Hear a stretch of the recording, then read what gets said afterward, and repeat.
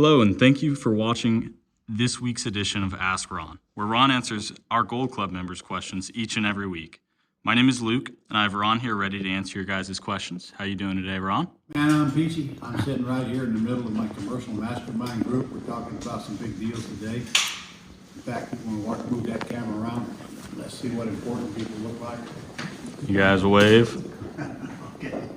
I got a whole bunch of members not here this week, but that's good for the rest of us because we got a ton of deals we got to go through. So how many questions we got today, Luke? We've got 7 for you today, Ron. Are you ready for them? By the way, Luke is a new acquisition.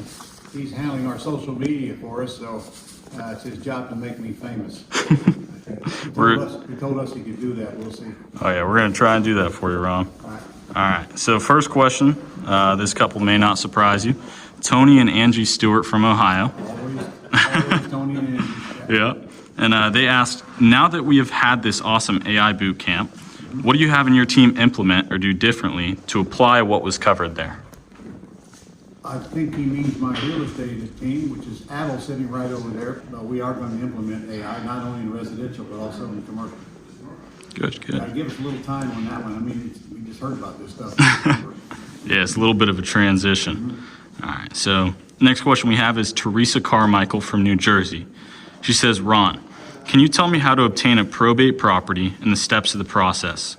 Additionally, is there a lesson on the probate process that I can watch the videos or a course? Well, finding probate is no different than finding any other type of seller. You just got to get the list of the people that are in probate, which you can get from pretty much any list broker, or frankly, Al goes right online here locally. Every day they post them when they happen. He mails them, what do you mail them, a yellow letter? No, I just mailed a letter from my computer, Word document. Okay. And we've gotten a couple good deals, 2 or 3 good deals from mailing those letters to probate. So that's a good list for you to target. But there's nothing different about that. As far as the steps of probate, that's going to be different in most states, but that doesn't matter. Your job is to get to them either while they're in probate or because they haven't started it yet because they can't afford to pay the attorney, or even after they're out of it. And you're mailing to the actual potential heirs, right, Adam? Yes, sir. Yeah, potential heirs. So I haven't done a video on it that I know of. In fact, I think I'm going to get Adel to do one for you now that you brought it up. We can definitely do that. He's writing that down as we speak. Awesome. Right? Yes, sir. Got it.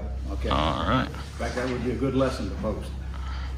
All right, the next one we've got is Benjamin Vinson. He's all the way over in New Zealand. New Zealand. New Wow. Zealand. He says, hey, Ron, is there a way that this training can also help people here in New Absolutely. Zealand? I've got a couple of mother and a daughter groups that I can think of that live in New Zealand, and then they work in Australia and New Zealand. Just a few things they got to fix, and don't ask me what they are, but yes, it works there. Very much like it works here. Awesome. Then we got another question here from the notorious Tony and Angie Stewart over in Ohio. They say, this is my first election year as an investor. With the different factors such as the increase in bandit signs, the increase of mail pieces that people get, and the increased cost of pay-per-click, are there any changes that you're making in your real estate marketing? Well, I can tell you that long about the fall of this year, you're going to hate the cost of pay-per-click because the politicians are going to consume all the ad space on radio and on TV and online for that matter. But as far as the rest of that, I don't know. I haven't actually done a test to find out if the election year makes any difference on your on what you do, except for those items. I know for a fact the cost is going to go up in the fall, so I'd be prepared to have other things going on other than radio or even online pay-per-click ads. Awesome. Okay. All right. Next question is from JR. He wants to thank you for your awesome content. Thank you, JR. And then I also wanted to know what would happen if the buyer/tenant stops paying for their mortgage note? Who would start the foreclosure process, and does this process negatively impact the seller? Who asked that question? JR. JR. JR, you've been to my boot camp? It doesn't sound like it. First of all, if I put a tenant buyer in the house, there is no foreclosure, there's an eviction. Mm-hmm. That's one reason why I use tenant buyers and don't sell the lower financing. I could have them out in about a month and a half. And if I have to foreclose on them here in Florida, it'd take at least 6 months. Not to mention, I don't want to sell the house. I want to keep it and get all the goodies from it. But whether you evict or whether you foreclose, you simply hire an attorney, let them do their thing, and get out of the way till it's done. That's all you do. And now, that's assuming you can't buy them out. I can't remember the last time I filed an eviction because I can usually bribe them to get out.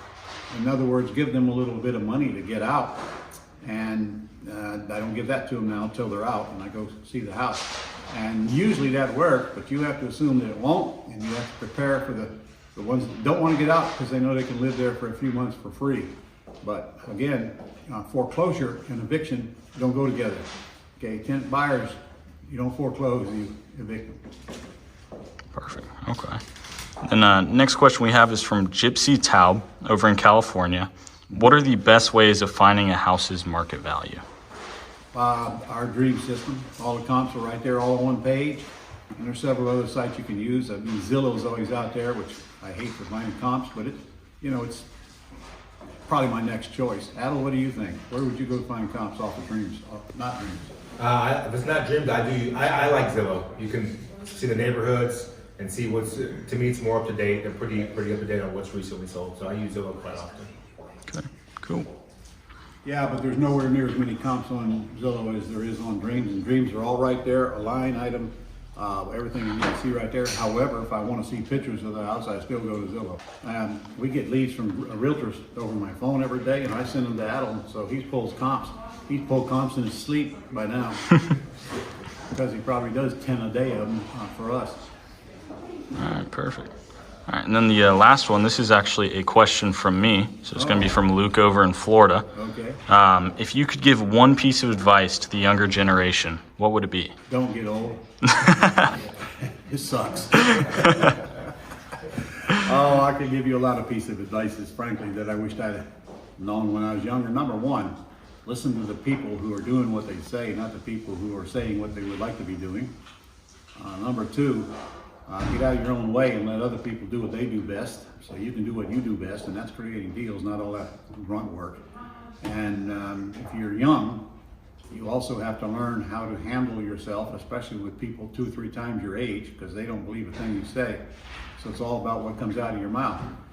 If I were young, I would get my training a whole lot faster that's available today that wasn't available back then. We didn't have the technology, and Al Gore hadn't even invented the internet when I was coming up. So we didn't have all these cool advantages. Today, all the information needs right at your fingertips, but I'm sure if you're young, you know that. And stay focused on your mission. It's too many shiny objects coming at you from different directions, always pulling you away from the focus. The reason that I'm still around is because I never abandoned real estate. I've done a lot of other stuff. I mean, I've been in several MLMs, but it always come back to real estate because there is no business like real estate. There is no business. Very, very small overhead, very, very high ticket transaction values. And I not only can create great big chunks of cash up front, but all along the way and build wealth and get all the advantages of owning real estate, appreciation, depreciation, debt pay down, and all those goodies that have made a lot of people wealthy in the last 2 or 3 years. The more income you can build, the better, the faster. If I had to do all over again, I'd focus on nothing but building income streams within real estate and hold on to them for dear life. Cash flow is king, right? Cash flow is king. Beautiful. All right. Well, that includes this week's episode of Ask Ron. Remember, if you guys want to ask Ron any questions, check us out on ronsgoldclub.com. I'll make sure I leave the link in the description if you're watching this on our And socials. all those other places where you can follow me. Luke will tell you where they are. Oh, yeah. I got you guys. They'll be down in the description. Okay, hey, you guys want some lessons on something that you don't see on the Gold Club? Why don't you let us know? I got tons of lessons on there, but I haven't covered everything. It's like this probate thing. So tell us, what would you like to see a lesson on? But before you do, go up to the search box and put that in there and see if we already got lessons on it. I'm constantly creating. Luke, you know how long it takes me to create a 10-minute lesson? About 10 minutes. 10 minutes. I don't have to go do the research. Okay, see you guys next week.